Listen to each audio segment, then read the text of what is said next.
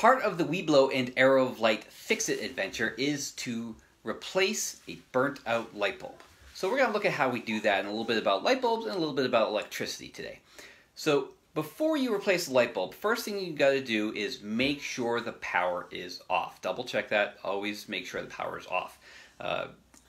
It's just absolutely a safety requirement. So once the power is off, right, if the light just burnt out, give it a few minutes. It might be warm, depending upon what type of light bulb it is. So this has been off for a little bit, and it's cool. I know it's cool. So what you're going to do is unscrew the light bulb, turning it counterclockwise. So go ahead and unscrew that light bulb.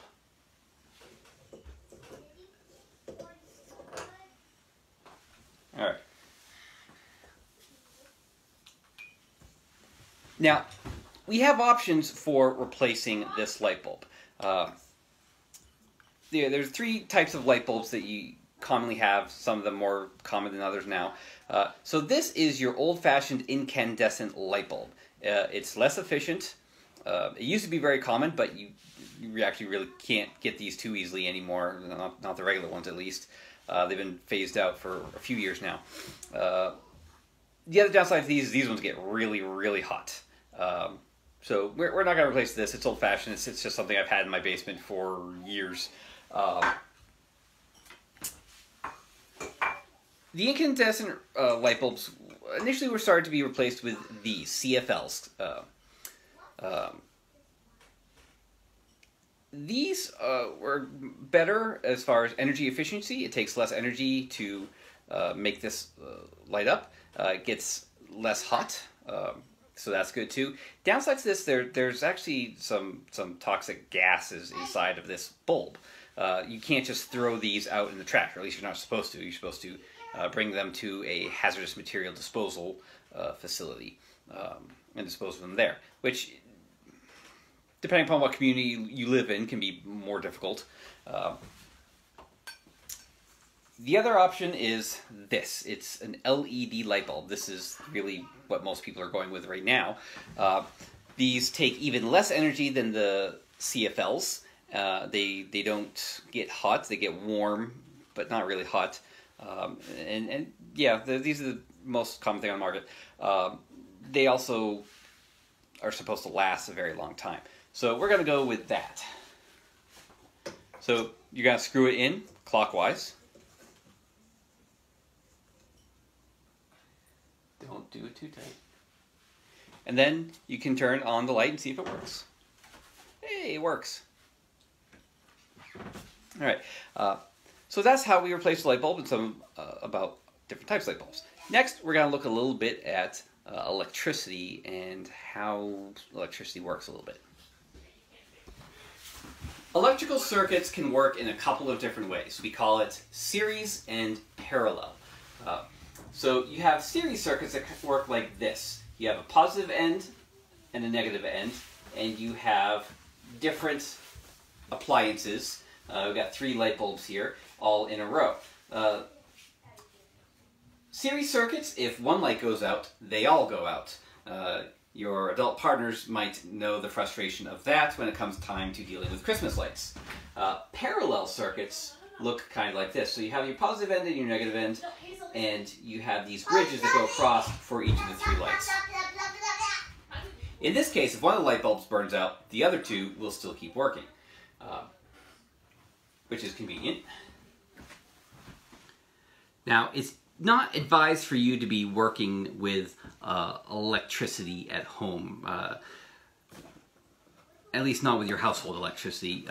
Always be safe with your lighting and your outlets. Don't play with them. What you can do, though, is play with battery-powered things. And you can learn a lot about electricity by playing with battery-powered things. There are all kinds of kits for exploring motors and how circuits work and whatnot. And if you have a few materials at home, you can play with building some of your own stuff. And I love building stuff. I like tinkering. I like building stuff. So I made this today. And what I did is I took 5 flashlights and I tore them apart and scavenge the parts inside of them. So I've got 5 different LED lights there, and I got a little switch I wired in. So I've set this up in a parallel circuit here. So you can see the contact here for my light bulbs. I have a wire that goes from one to the other, to the other, to the other. And then I've got it all in a shoebox. On the underside, you can see the other side of the terminal. I got a wire that goes from the other terminal to terminal, terminal to terminal, and then that's wired into the switch, and then that goes to the battery. Big 6 volt battery. These things are nice and common and easy to work with and relatively safe. You're not going to shock yourself or anything like that with a battery like this. And it lets you tinker and look at how it works. So I've got this set up in the parallel. And when I turn on the switch, I got a really, really bright light box here. Not really sure that's going to serve any particular purpose. It could be nice for if the power goes out, you can light up a room like this really nice. You could possibly bring it to an outdoor activity. If you're doing stuff at night, you could light up a campsite a little bit, as long as it's not going to rain. Rain in a cardboard box would probably not be good. But that's just some of the kind of neat things you can do with just a little bit of knowledge of electricity and a little bit of ingenuity and definitely a bit of MacGyvering. So, that's a nice effect right there.